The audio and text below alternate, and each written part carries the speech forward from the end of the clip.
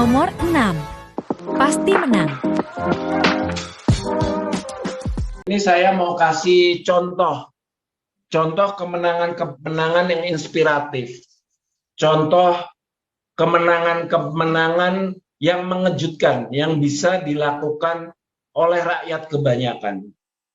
Belakangan tahun kalau kita melihat konsentrasi pemilu, kita disajikan oleh orang-orang yang memiliki latar belakang politik yang tebal, orang-orang yang sudah lama di partai politik, atau kita juga menyaksikan para pengusaha yang tampil sebagai calon presiden. Kita juga melihat orang biasa tetapi didukung oleh kekuatan pengusaha sehingga bisa menjadi presiden. Jadi orang-orang yang tidak seperti kita. Nah, kita perlu contoh orang-orang yang mirip kita dan bisa menang. Saya beri gambaran. Pertama adalah Nicolas Maduro di Venezuela. Teman-teman bisa periksa, Nicolas Maduro ini mantan sopir bus.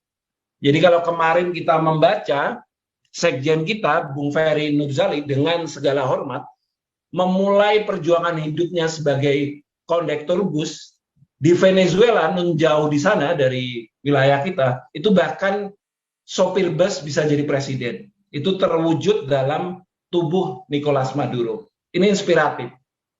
Jadi kalau teman-teman di sini ada yang buruh tani, ada yang petani gurem, ada yang operator, ada yang sopir, jangan berkecil hati. Sejarah di Venezuela pernah membuktikan sopir bus pun bisa menjadi presiden. Jika rakyat menghendaki dan Tuhan mengizinkan, hal yang tampaknya mustahil menjadi nyata. Yang berikutnya itu Pedro Castillo, ini guru. Kalau ini guru biasa.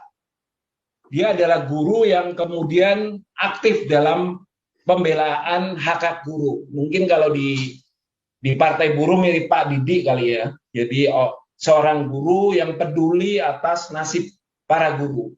Dia pernah mengguncang Peru, jadi asalnya Pedro Castillo ini dari Peru, dengan pemogokan guru terbesar dalam sejarah Peru. Itu terjadi di tahun 2017. Ini orang biasa, jadi di antara kita mungkin ada yang guru swasta gitu, di satu SMP, SMA, atau mungkin SD, atau mungkin PAUD. Itu tidak menjadi alasan untuk kita tidak bermimpi setinggi mungkin. Karena contohnya sudah ada. Contohnya mewujud dalam tubuh pria keturunan Indian bernama Pedro Castillo. Sayangnya dia baru saja dimakzulkan oleh kelompok kaya di Peru.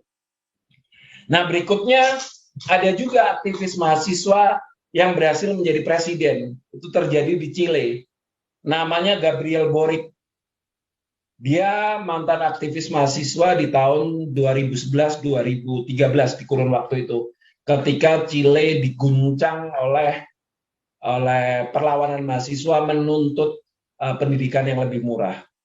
Boric ini baru saja menang di tahun 2022 dan menjadi presiden termuda sepanjang sejarah Chile. Jadi usianya ketika dilantik menjadi presiden itu masih 35 tahun. Usia yang masih sangat muda. Tetapi mungkin lebih muda Bung Kahar ya, karena Bung Kahar masih 27 tahun. Jadi masih punya waktu 8 tahun untuk menyamai rekor Gabriel Boric. Nah, terakhir Lula da Silva. Saya pikir ini contoh yang sudah kebanyakan dari kita familiar.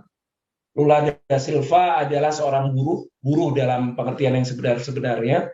Dia sangat miskin, teman-teman bisa baca biografi singkatnya di banyak sumber di internet. Dia sejak kecil sudah harus bekerja, dia menyemir sepatu. Ketika 16 tahun dia mulai bekerja di pabrik, dia kehilangan jari kelingkingnya. Dia harus menjemput orang tuanya di masa kecil dengan naik truk bak terbuka selama 3 hari. Kita tidak bisa bayangkan betapa miskinnya dia. Semiskin-miskinnya kita ketika kita mengunjungi orang tua, tidak sampai harus naik truk 3 hari, 3 malam di truk bak terbuka di usia masih kanak-kanak. Kebanyakan kita meskipun sering mengalami kesulitan hidup, saya pikir tidak pernah seburuk yang dialami Lula da Silva. Lula da Silva adalah sosok apa ya, kalau orang Brazil bilang working class hero atau pahlawannya kelas pekerja.